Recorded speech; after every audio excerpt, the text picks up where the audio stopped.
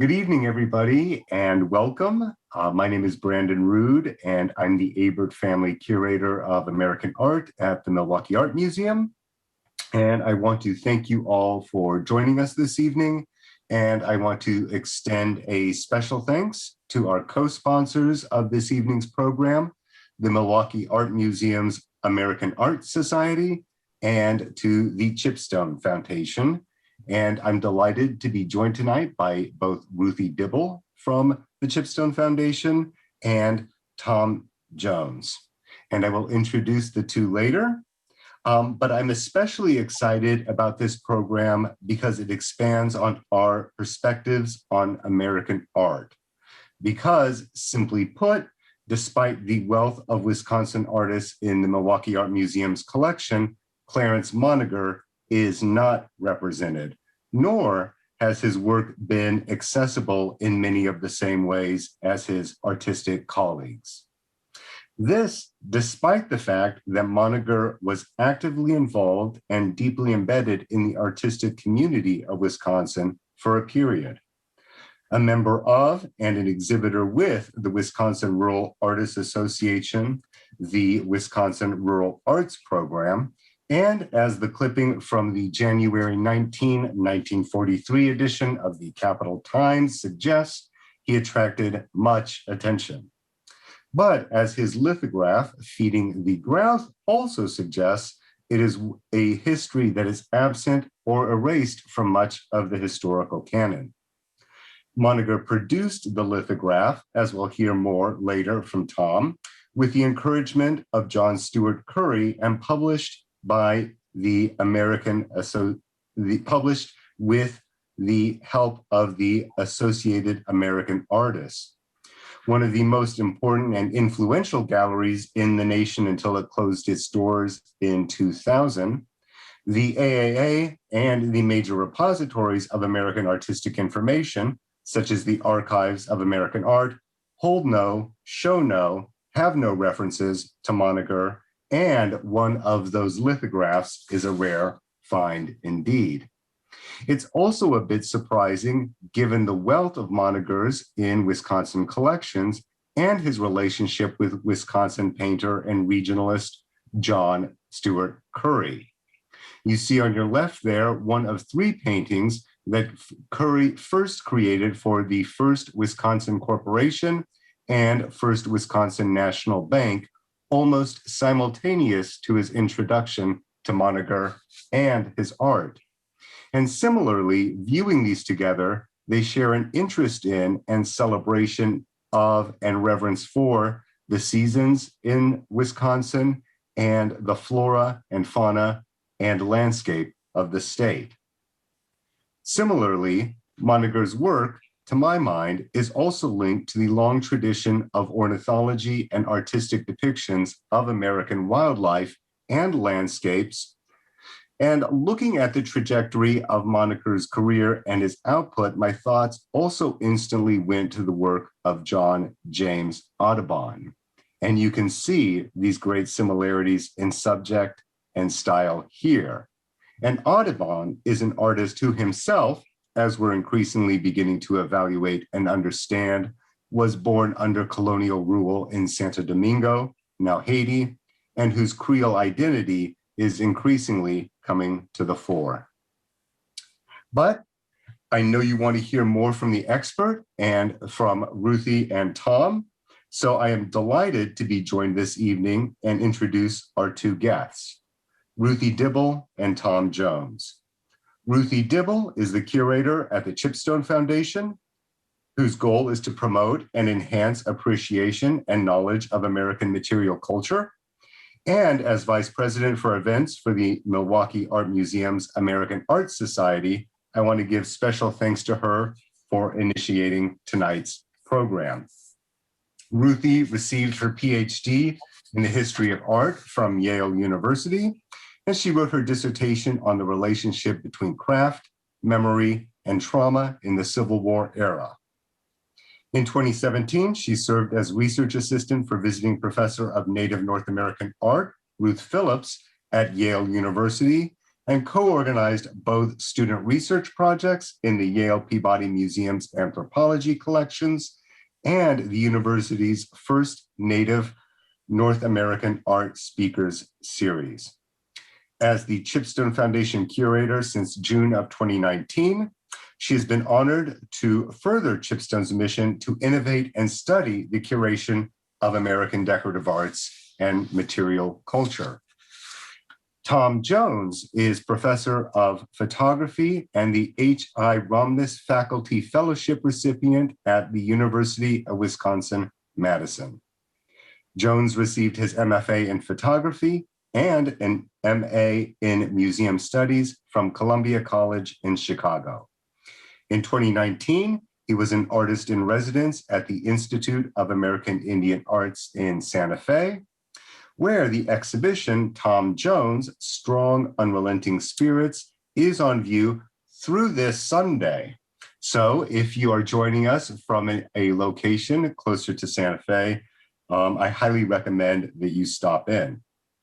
Jones' ongoing photographic essay on the contemporary life of the Ho-Chunk Nation of Wisconsin, of which he is a member, examines identity and geographic place with an emphasis on the experience of American Indian communities. He is interested in the way that American Indian material culture is represented through popular culture and advertising and self-representation.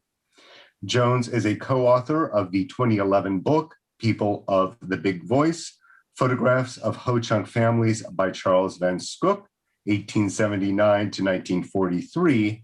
And most importantly for us tonight, he is the curator of the recent exhibition on Clarence Monegar at the Ho-Chunk Nation Museum and Cultural Center in Tomah, Wisconsin, which opened its doors for the first time on January 24th, 2020. Ruthie will be leading the discussion and Q&A after Tom's presentation, but please first join me in welcoming with your thumbs up or a virtual clap, Tom Jones. Thank you, Tom. Thank you, Brandon. I appreciate. Oh, is Ruthie going to talk next, or am I? I'm sorry. I am. Okay. So I am not an expert on Clarence Monegar, but I started collecting his work probably about 15 years ago.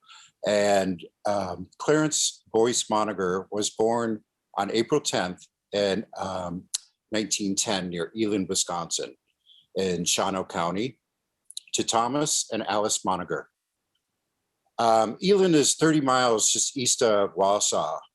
And just so you know, throughout this lecture, I'll be using the name of our tribe interchangeably between Winnebago and Ho-Chunk.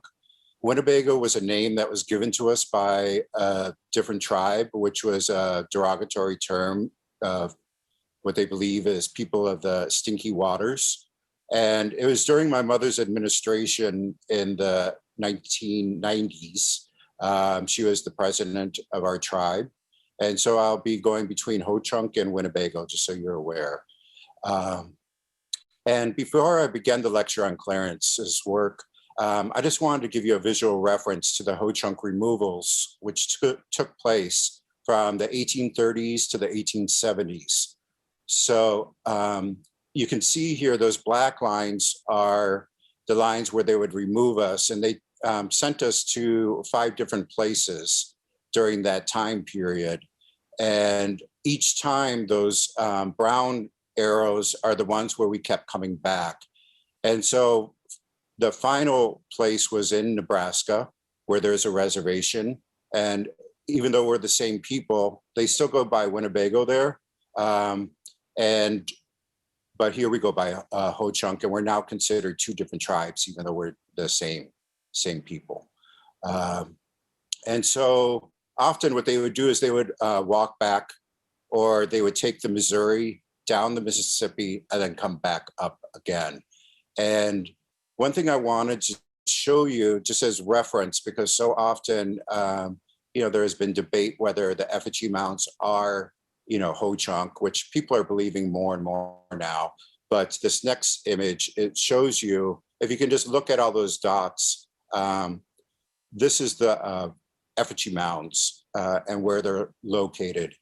And so our tribe now is still living the same way in these different villages or different communities. And what they did is they went back to where they were from. And since there's that reservation in Nebraska, we have different lands or trust lands that are pretty much scattered the way that we were living before the removals. And let's see. I think we go to the next one now.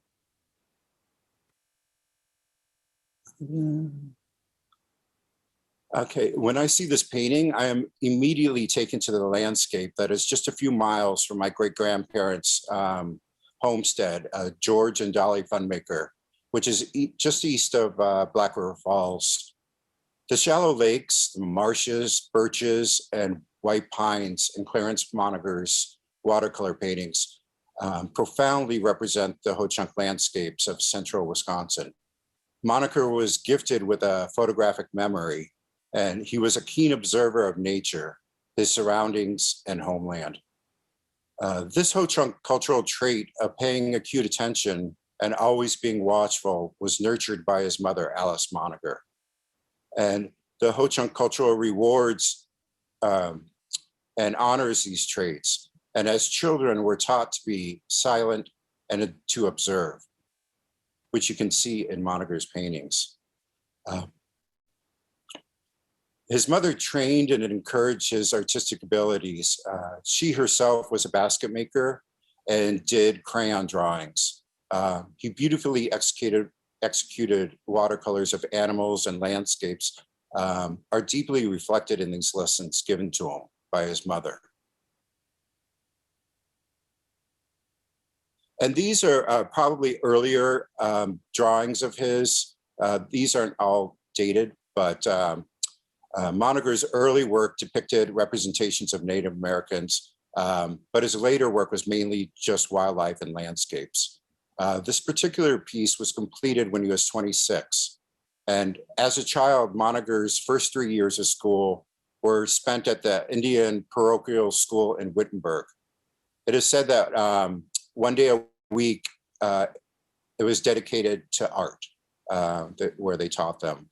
The Reverend T.M. Ryken was so impressed that he made lantern slides of some of his work. The next 5 years was spent at Tomah Indian boarding school. And just as a reference, many of the Ho-Chunk children were sent to these boarding schools, either in Tomah, Wittenberg, and my mother herself went to to Wittenberg, and also my grandfather. His art teacher, Miss Crane, gave him the fundamentals in drawing. He attended 1 year of high school in Wittenberg and then dropped out when his father died in order to take care of his mother and family. The influenza pandemic invaded the country, wiping out many in the Ho-Chunk tribe, which included Clarence's father and 4 siblings. His mother, himself, and 2 brothers, Joseph and Russell, survived. To support his family, he worked as a farm worker, a woodcutter, cranberry picker, and a circus performer. And then in 1927, at the age of 17, he traveled with a circus as a rider in a covered wagon act. He followed his grandfather's footsteps, who was a trick rider in the Wild West shows in the late 1800s. Monegar traveled throughout the country, and within 6 months, he was in California. Monegar had never been so far from home before, and he never missed it so much. He eventually hopped a freight train and rode on top of it all the way back to Wisconsin.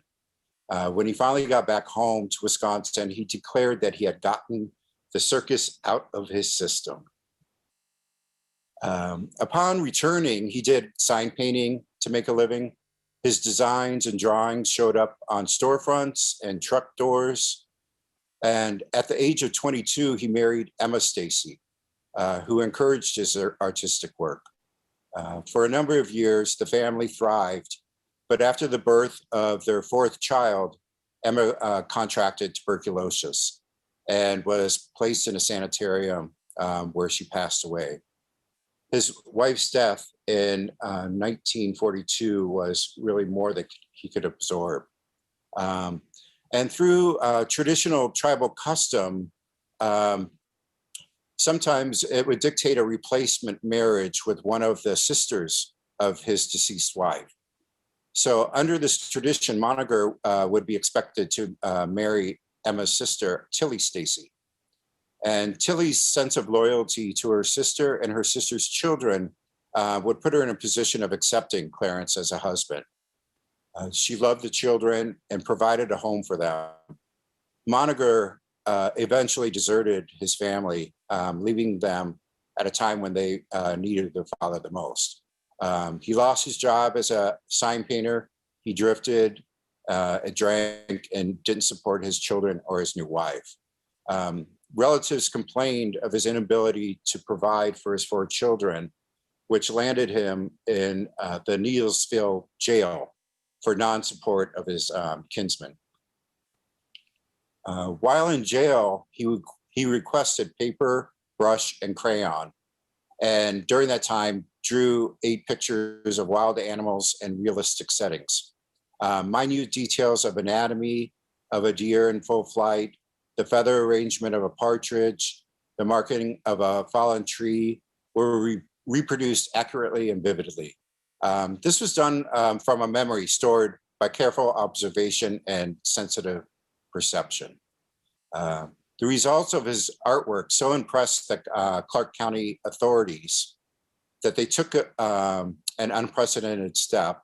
The district attorney had Monegar paroled to himself and personally drove Monegar to the University of Wisconsin in Madison to the studio of the artist in residence, John Steuart Curry. Curry found the work distinct in style and far more impressive and original than other established painters of waterfowl and wild animal life. Curry's encouragement was, according to Monegar, the biggest thing that ever happened to him. It gave him determination to support himself through his art, and his work was soon featured at the next rural art exhibit, where he sold all 8 of his entries. And then he continued to stay in Madison for the next 2 months. During this time, Curry instructed and taught Monegar the art of lithography. He became a name among the local conservationists and wildlife enthusiasts. And while producing his first print titled Feeding Grouse, upon completion, Curry had the lithostone sent to New York for printing. And this edition was a set of 60 prints. He also had color lithograph limited editions that were done in about edition of 495. This work here was reproduced in a book that was done in the 1950s. And this period of time in Madison was during wartime, and living solely on his art, was not easy.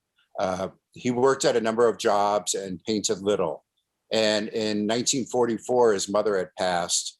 And the next year, at the age of 35, he was drafted into the Second World War. And there he became an ambulance driver. After a year of service in 1946, the staff at the Black River Falls Tribal Office helped complete the paperwork for his military discharge, to provide financial aid and reestablish a relationship with the tribal members. He was released and returned to Black River Falls, where he worked at various odd jobs.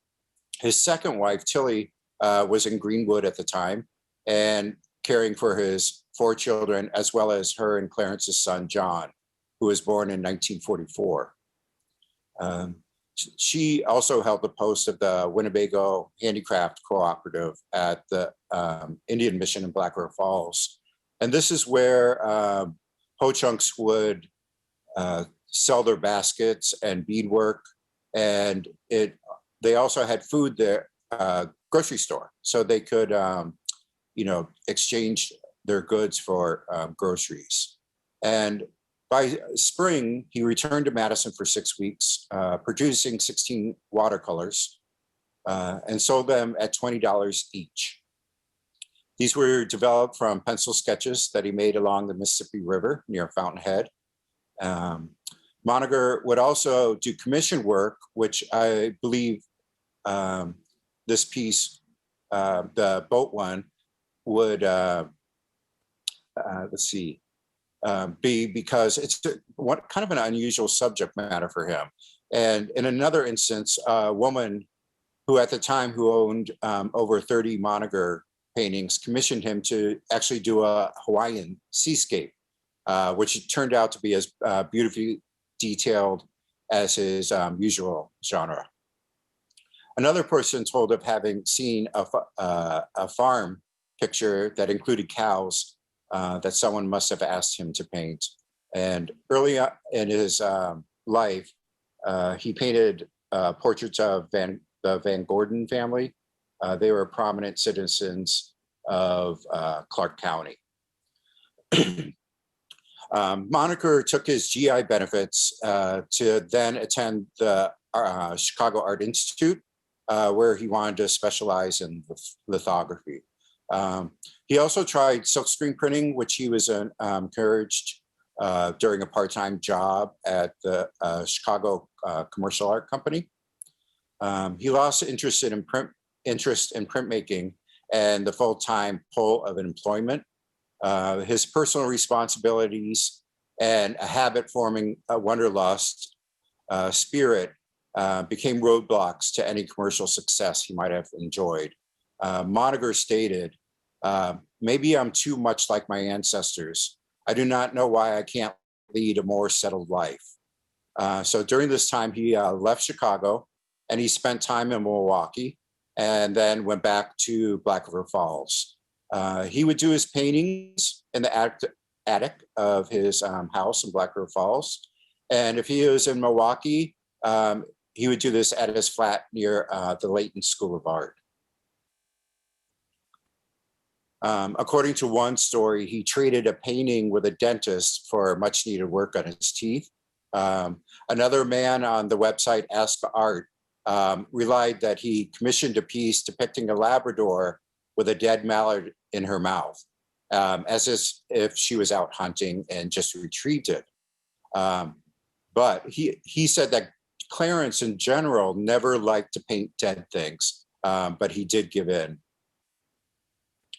This next image, I was kind of surprised by it because it was kind of crude drawing, but another man said that his father told Clarence that he would sit in some of the bars in Black River Falls and trade drinks for his sketches. And what he would do is he would use a swizzle stick that he burned with a match and then draw with that swizzle stick. And again, I don't know if this is an early piece when he was young or if it could have been one of the swizzle stick drawings.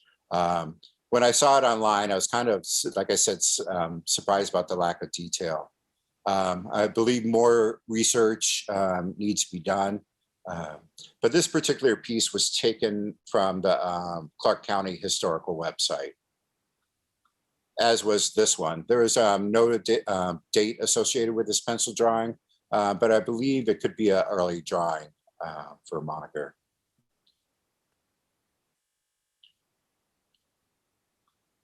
Oh, and in this, it speaks about how he had become friends with this gentleman, and that's how Boyce came about. Their last name was Boyce. Okay, and as we saw earlier, Monegar did do drawings and paintings of people, but these seem to be kind of rare. On a website, again, called Ask Art, someone posted that his father commissioned a painting of his favorite German short hair called Midnight on point in a field with a pheasant hidden behind some plant cover. And, here's another example. I mean, this one just feels so regional to me and almost kind of Curry-esque, but, just in the palette. But this is the first one I've ever seen with the seagulls. Monegar was persistent in his research of the anatomy of animals that he painted.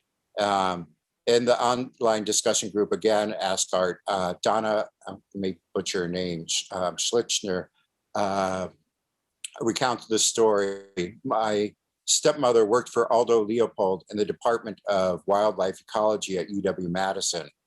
And she said that Clarence Monegar would come to show Mr. Leopold his drawings. And he would let him examine pelts from animals and birds. His research was also assisted by Greenwood Public Librarian Mrs. Andrews, who borrowed books for his use from the Traveling Library Department in Madison. And through interlibrary loans, which she secured a set of valuable plates on animal anatomy from the Agricultural College at the University of Wisconsin, Madison also. He would generally title his work descriptively, such as Setting Down, Running Deer, Wisconsin Wet Winter, Autumn Beauty. And you'll often see the same title for many different paintings. He would also add an arrowhead after his signature. But I noticed that this kind of doesn't show up in his earlier work. And again, I apologize. Some of these images may be slightly, pixelated. I'm pulling a few of them off of the internet, but I really enjoyed just the way that these kind of just felt really different in style for him. I also have to thank Pat, I believe her name is Severs. She wrote a biography about Monegar, and this is where I'm pulling a lot of this information from. So I think, I don't know if it's a her or him. I'm sorry, I do not know. But I also have to thank, when I did the show, I pulled from my own collection, Mike Schmudlock, Chris Gendersack, Ken Carroll, and the Leaf Foundation. He particularly loved birch trees and included them in many of his landscapes. From what I gathered thus far, it seems that he also had a fondness for the autumn and kind of winter scenes. In the bio by Pat Severs, she stated during Monegar's time, the Bureau of Indian Affairs paid Native American Indians to produce artistic products that were racially stereotyped. Clarence's paintings didn't fit into that Euro-American labeled niche. Indians from each section of the country were noted for their individual specialties, pottery, weaving, silverwork, kachina dolls, sand painting, masks, totem poles. And in the Midwest, we were known for, beadwork and basketry. This piece, which is owned by Chris Gendersack, I'm wondering if it was another commission piece, because I have also not seen many of his paintings with farm buildings. And the next slide is a detail where you can see it way in the back of that farm scene. In 1972, a gentleman by the name of Walter Rondini donated 22 Monegar paintings to the Bureau of Indian Affairs. They were given to an Indian museum in Anadarko, Oklahoma. He said he knew Clarence very well and that he was a very prolific painter. He could paint as many as 8 in a day. And after the death of Monegar, his wife sold Rondoni wood carving he had done in 1954 of an Indian chief. It is said that he stopped carving because they took too long to do, and of course stuck with watercolor instead. Another woman said, my husband's father owned 3 restaurants in Milwaukee, Wisconsin, and would have Clarence paint pictures for him in the storage room behind the restaurant's kitchen. And this is where he would allow Clarence to sleep and get meals. Another man said, my father was a ticket agent for the Greyhound bus station in Madison, Wisconsin. He bought paintings from Monegar for $20 each, so he could actually purchase a bus ticket. This piece in particular is in my collection, and I purchased it on eBay. And it was interesting because somebody contacted the seller who wanted to buy it for me for more money. But I, of course, did not let him do that.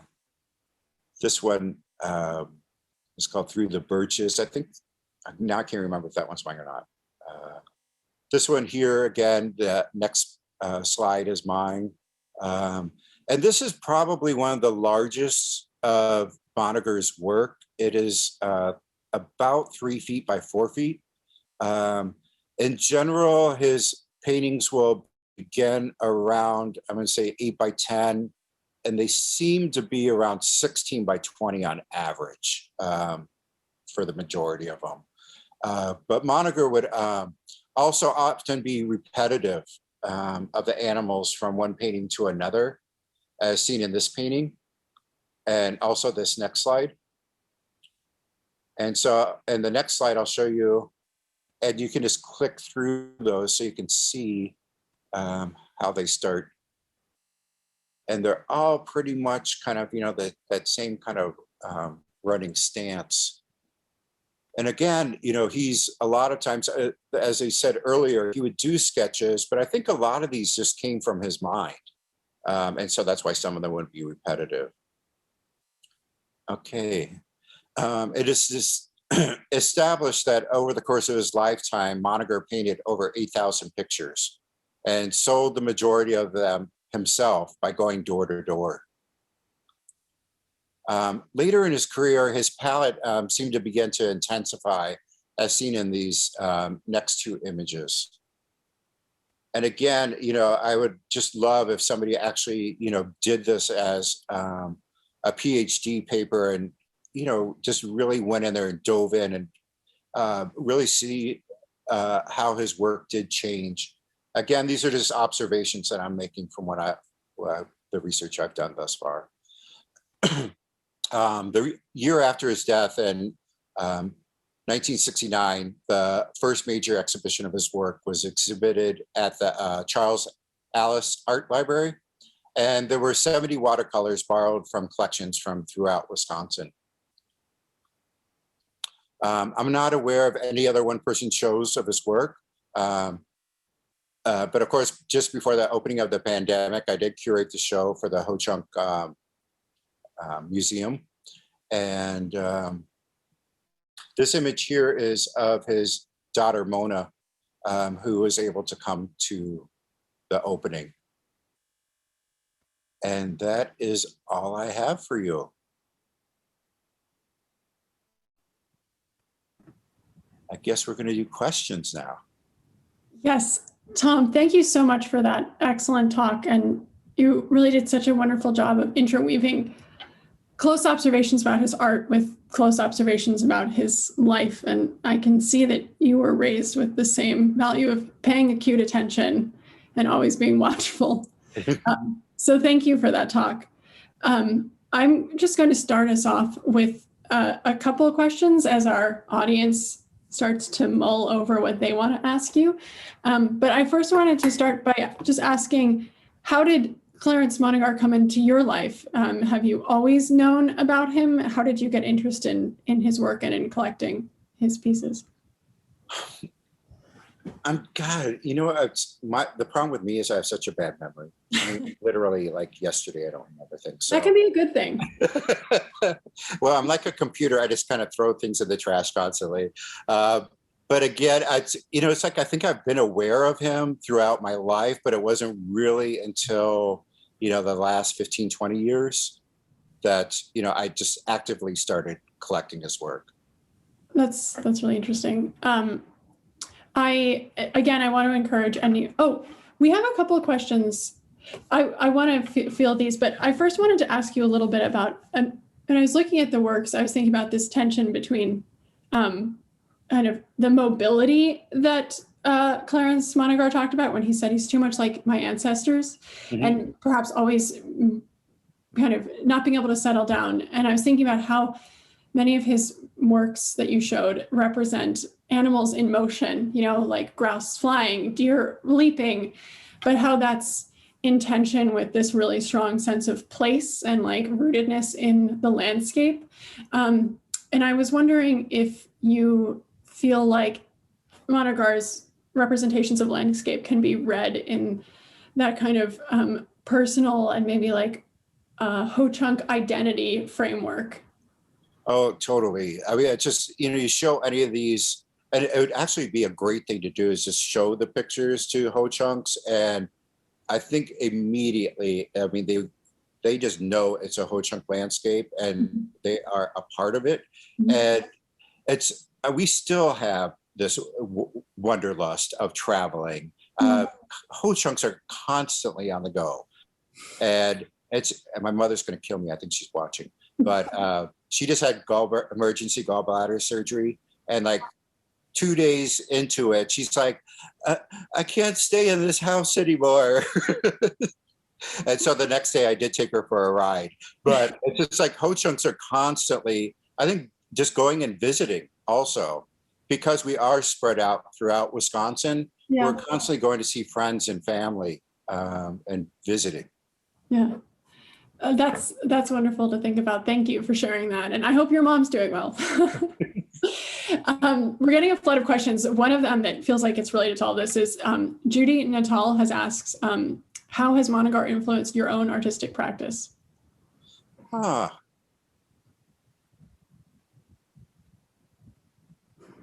don't know if it has. I'm trying to think. It's just like one thing that I do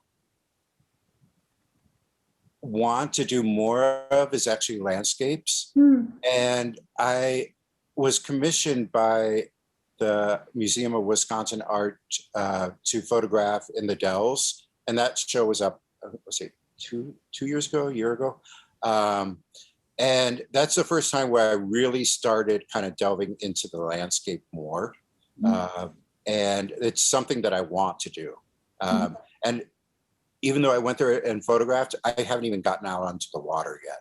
And so what I'm planning on doing is eventually doing my own book. The museum did do a catalog, but I would like to do, because I've shot so many images, and of course there are only a few in the show. So I'm going to eventually do a book on the Dells of my own work. Well, that's fabulous. Thank you for tipping us off about that. Yeah. Here's a question from Jody Klaus, who's asking, are many of his paintings held within the Ho-Chunk community? And I missed the beginning of your talk, so I apologize if you've answered this already. Yeah, no, it's, you know, that's one thing that I really wish that our tribe would do more. And with Josie Greendeer starting the museum now this past year, is, you know, that we're actually going to start collecting. And, you know, hopefully the tribe will put aside money for that. And, but they don't have any of his work. And so, you know, hopefully, you know, that will change. That seems perhaps related to the kind of way that you're talking about the movement and the kind of restlessness and the desire to always be on the move, because collecting is so based on kind of pinning things down and like preserving, creating a permanence. Yeah. So that's actually what I'll be doing with my collection in general. So I'm constantly going to antique stores and going on eBay. And so I've been amassing a large photo collection also of Ho-Chunks. And my most recent one was of Chief Winneshik that was done by Upton in, I believe, the 1860s. And so along with the Monegars and the baskets, so I'm working on a basket book right now, Ho-Chunk baskets. And I have probably about 400 that I've collected. And so those eventually will find its way to the tribe once they have a proper museum. That's fabulous. And I feel like baskets are also so related to landscape, right? They're like made from the land. Yes, it's just, and a lot of that wood that they're getting, as of course, the emerald ash borer is destroying. And people are having a harder and harder time getting that. And we're really kind of down to only about, I want to say 5 active basket makers. There are more that know how to make them. Some of our older relatives do, but it's just getting harder and harder to get the wood. Yeah, that's really difficult. I wanted to say that Judy, who had asked you about the influences, says, remind Tom of his mounds photographs with a smiling face. So. Oh, yeah. Well, it's interesting as I started, and Judy was my professor at Columbia. I'm so happy she's here. She has been such a wonderful supporter throughout my career. But when I went to Columbia College, what was happening is I was, every weekend I would take the bus back and I would bring a 4x5 camera and I was photographing the Effigy Mounts. And they were just so damn hard to photograph. And what had happened is it was raining that weekend. And so that's how I started actually photographing members of the tribe. And so I started going around and doing that. And then the whole project changed to that. One thing that I do want to get back to that I've been photographing are the marker trees throughout Wisconsin. And so, of course, they're getting older and, they're dying. But these were like street signs, from the 1800s, back. And so they would point to springs or trails to sacred places. There's even one. So our origin story tells us that we came from the Red Banks, which is right near Green Bay. And that's where Mauna, or the god, placed us. And that one that was at Bear Mound in Madison near Vilas Park, the limb has since broken off. But my uncle told me that his mother said that those trees actually pointed all the way up to Red Banks. And so, going back to our where our origin story is. And those are trees that have been shaped by human intervention to have unusual forms. Yeah. So the majority of them will, some are like crooks like this. And then there's others that are pointing straight out. And what they would do is they would cut all the branches off around the rest of it. So you knew that was the direction. But what's interesting is it goes and then it dips down like that and then goes, further out. And then there's some where at the very base, if you go on my website, you'll see it. So like this is the base of the tree here. They bent it, and then one of the limbs that would be going this way actually is now growing straight up. So it goes like this. And those point to springs. So I need to get back to that one too. A tree-related question. Carla Uphill asks, are birch trees important to the Ho-Chunk peoples as a whole? We actually use those for our bowls and also our spoons, which we still use in our traditional doings. So yes. I mean, many trees are sacred to us. I guess the most sacred one is the white oak. Okay. And that's what most of those marker trees are out of, our oak. Sarah Stoltz, I apologize if I'm mispronouncing that, is asking, does Monegar include marker trees and or mounds and or indigenous land markers in his paintings? I want to intersect that it's the land itself is indigenous. And so there's like, it maybe it doesn't have to be one, symbol of it. Right. Yeah, I mean, from the pieces that I've seen, I've not seen anything like that in his work. And of course, somebody needs to do the research and write that paper. A couple kind of specific questions about Monegar. I'm going to ask all at once. So what size canvas or mat board did he usually use, and is there an average size of his work? And someone says, forgive me if I missed this, but is there an archive on Monegar anywhere? I think the answer is, well, go ahead.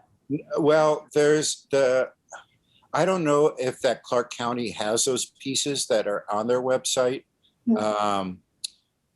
And I think there's some pieces down in Chicago. I saw it online a while ago. It's a smaller art museum, and they had a couple pieces, but there's not much out there that I'm aware of. And I don't even know if the Museum of Wisconsin Art has any.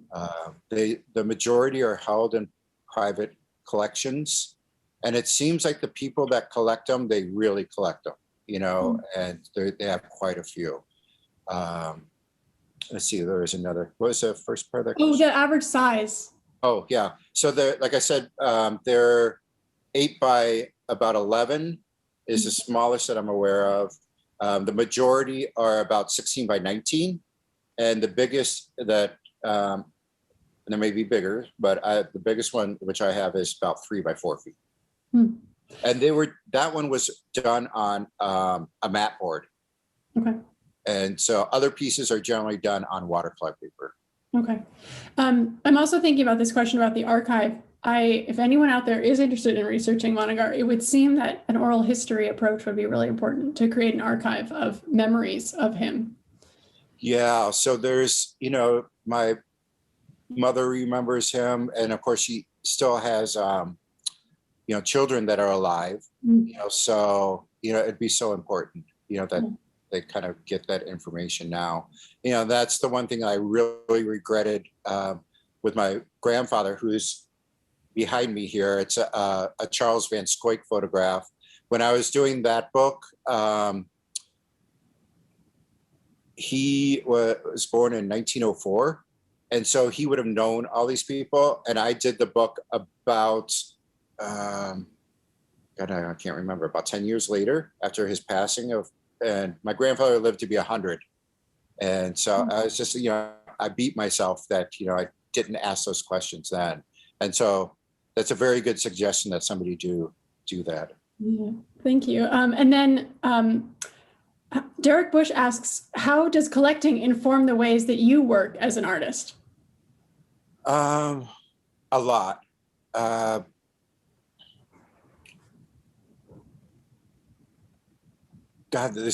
Because my work is so varied, each series is completely different.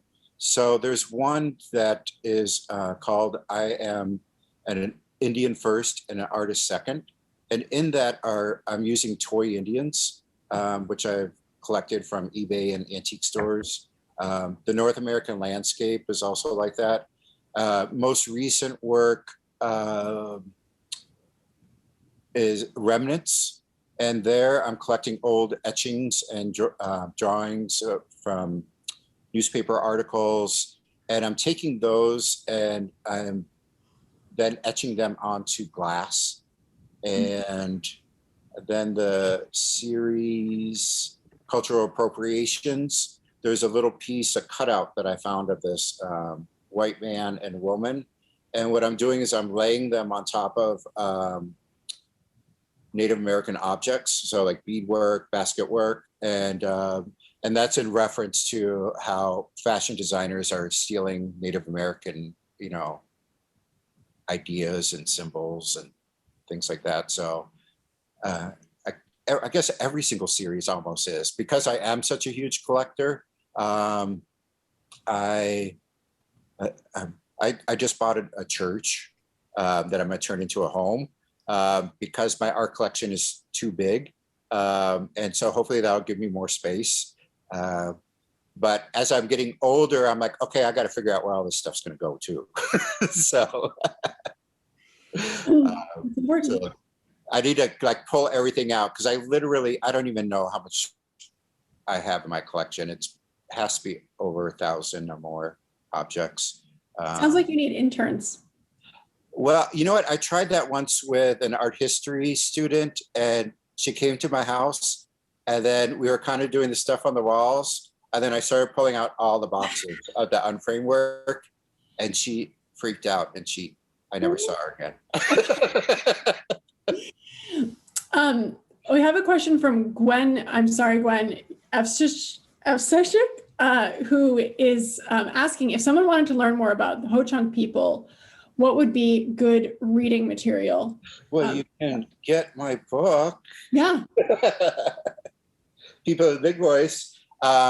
There's also a book that was done by Paul Radin in the early 1900s or maybe 40s. But the problem with that book is a lot of it is not correct, but it is, the essence, I guess, is there. Yeah. I would add, it's not a great detail, but Patty Lowe's book, Indian Nations of Wisconsin, is a really helpful source for introductory information about Ho-Chunk culture. Yeah. Well, I mean, that's one thing too, it's like coming into this position as a professor, it has been my mission to promote Native artists and also promote the work of my own people. And the reason for that is there's really not a lot out there. I mean, as a child, I remember going into all the Native books, and I'd look in the back and look in the index and see if there's anything with Winnebago on it, and there was nothing. But part of that comes too with Ho-Chunks are very secretive, and they're leery of yeah, good people, reason. Yeah. And so, by doing this, I'm hoping that, I am preserving, some knowledge. And, I'm fortunate with doing the basket book. I kept wanting to, or trying to write the essay. And I was like, okay, this would only take me a week if I just sat down and did it. And so I gathered all the research and materials, but I just couldn't do it. And luckily, a grad student that I'm working with that's Ho-Chunk is getting her PhD in anthropology, and her name's Molly Poulet. And so she's going to write the essay for me. And she's also started doing interviews with people. And it's just my problem too is I work on so many different projects at once. I'm doing my own artwork. I'm working on books, and I'm teaching. And so I just spread myself very thin. And so I'm really grateful that she's gonna take that on, and hopefully that will be done by this summer. But I took over 2,000 photographs of baskets, and so I have to whittle those down to probably 100. But again, it will be a great archive, in the future to see all the different styles, and that's another reason why I kind of did stop. I was like, now I'm like, okay, I won't buy any more Ho-Chunk baskets. And then every week I could keep finding one. And it's like, it has to fit the thing of it's unusual. Well, Christine de Thomas says that she is available to assist, I'm sure, in any number of projects. Oh, wonderful. Joseph Zorden is saying, thank you so much for your lecture and sharing with us. How would you say your approach to teaching is influenced by your practice? In the same vein, what do you feel we can learn from Monegar?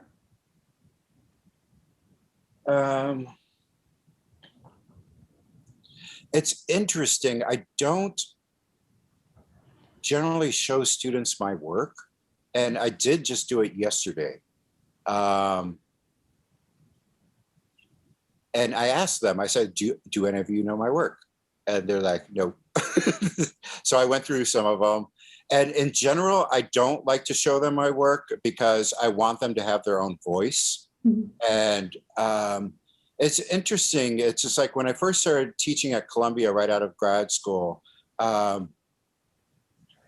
you kind of get the cliche ones where like students want to photograph graveyards or the homeless person on the street.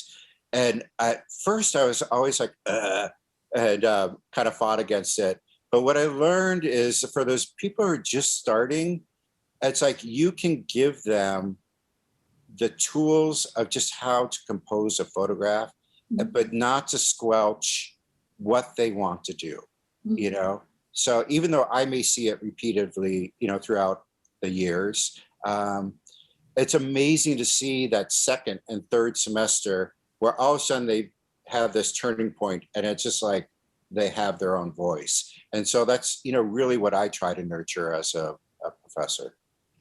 I wonder if that relates actually to your portraiture practice, because I would imagine with those photographs, you're trying to capture a kind of essence of someone without projecting onto them what you or want or are looking for. Yeah. And, of course, with portraiture, it's so important that you actually, kind of spend time with them. That's where I was fortunate too with the elders, is I would take my mother with me and she would actually talk with them while I was setting up or getting ready to shoot. And I learned so much from those people because they were just sharing stories too while I was getting ready. So it was just such a fortunate thing. I quit doing that,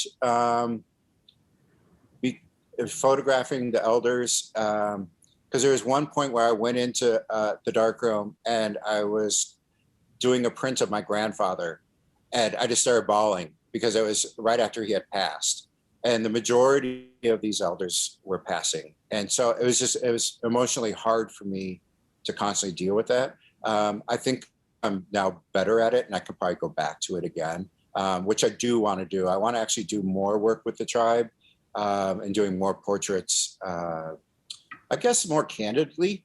And the way I work now, I'm so kind of like rigid in the way that I've been shooting, which drives me crazy. It's funny because when I see other people's work, I'm like, why are they so damn repetitive? And then I do it. So that's why I want to kind of go back and just take the camera around. But there's so much work that I've done that's never been seen too, because I am just shooting. So it'd be great at some point just to kind of go through everything and find that out and see what's there. That's great. And this has been such a wonderful event. And I thank you so much you said you spread yourself thin, but this talk went really deep and I really appreciate that. We're almost at the time, but I wanted to just return to the end of Joseph Zordan's question and ask, what do you feel we can learn from Monegar? That feels like a great concluding question. Oh, the thing that I find with so many, even like outsider artists, there's that passion where they just keep doing the same thing over and over and over. And it's like, it's an obsession, of, I guess the land, and it's, for Ho chunks, it's so important, the land that we live on, and that, this is our home.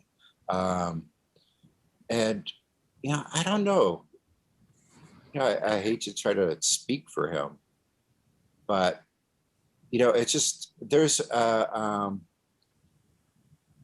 again, that observing, and there's a solitude to his landscapes, where it's just like you are a part of it and you're in it. And hopefully that's, what people can take away. I think that's a really great point at which to end this. And I want to thank Tom and Brandon and the American Art Society and the Chipstone Foundation and China as well for organizing this talk. And Brandon, do you want to say anything? Yes, go ahead. Not necessarily. I just want to thank everyone for attending tonight and for their excellent participation. And again, thank the American Art Society and the Chipstone Foundation for their support. And my most special thanks to you, Ruthie, for the moderation, and especially to you, Tom, for sharing your ideas, your thoughts, your collection, and especially the life and work of Clarence Monegar. Yeah. I just really appreciate this, and the fact that you are getting his work out now to more people, and hopefully the museum will start collecting. There's so much work. Whenever I go to Milwaukee, I always find it there. So there's a huge amount to be taken. The same goes up in Black River Falls. It's just like the work is there, and so hopefully that will start happening for the museum. Well, thank you very much, and thanks to everyone, and have a great night. Yes. Good night. You take care. Okay, see you.